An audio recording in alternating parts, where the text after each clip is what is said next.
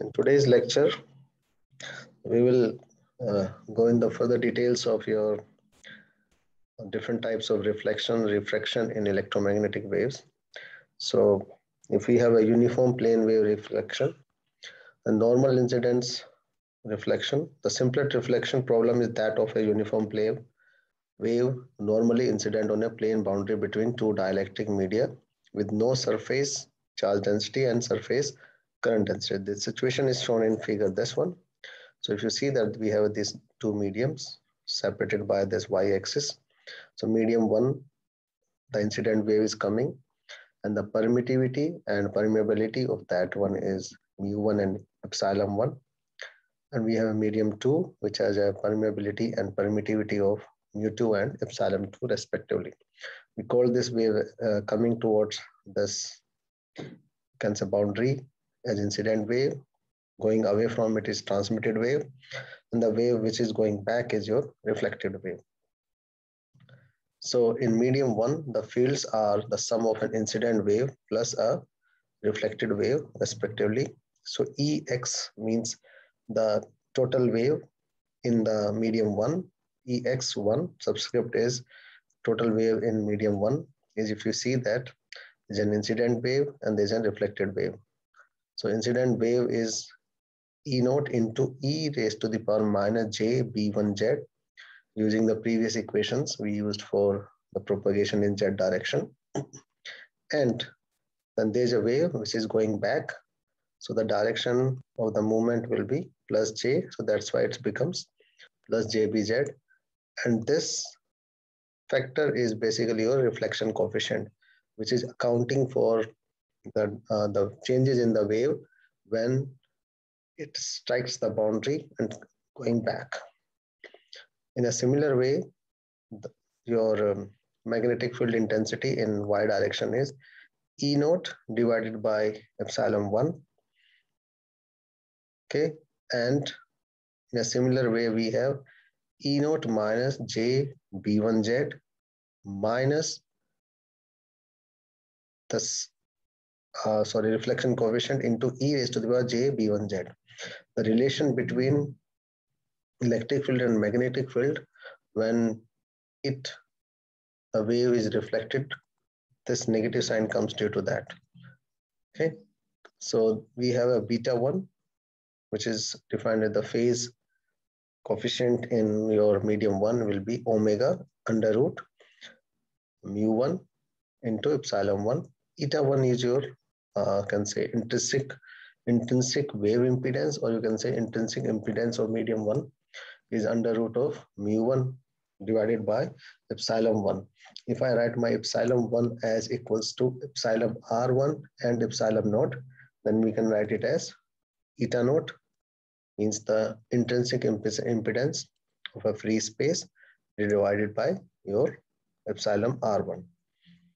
In medium 2, there are transmitted waves only. So Ex2 will be E naught into T, where T is your transmission coefficient, e raised to the power minus jb to z, and Hy will be E naught divided by eta 2 T e raised to the power minus j beta 2 z.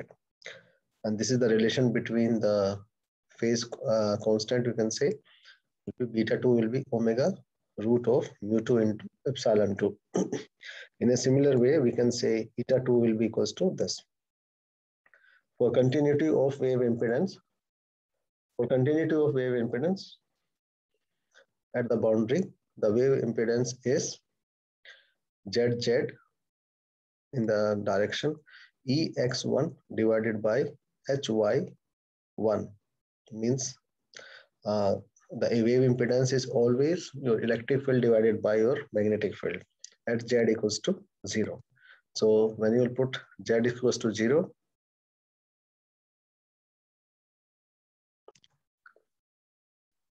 so when you will put Z equals to 0 here, then it will be E naught e raised to the power 0 plus reflection coefficient e raised to the power 0. It will be 1 plus reflection coefficient. When you will put Z equals to 0 in this equation, then it will be 1 minus reflection coefficient. So we have this eta 1 into 1 plus reflection coefficient divided by 1 minus reflection coefficient. In a similar way, when you will put z equals to 0 here and you will divide them, then you will see that you will get eta 2. So hence the reflection coefficient, if we need to find the value of reflection coefficient using this, if I put this part equals to this and solve for reflection coefficient, from the boundary condition, the tangential component of electric field intensity are continuous across the interface, then we can say that for z equals to 0, it will be equals to E naught 1 plus this. In a similar way, z equals to 0 for Ex2 will be E naught T when you will put at z equals to 2. And if we consider that the value here are constant,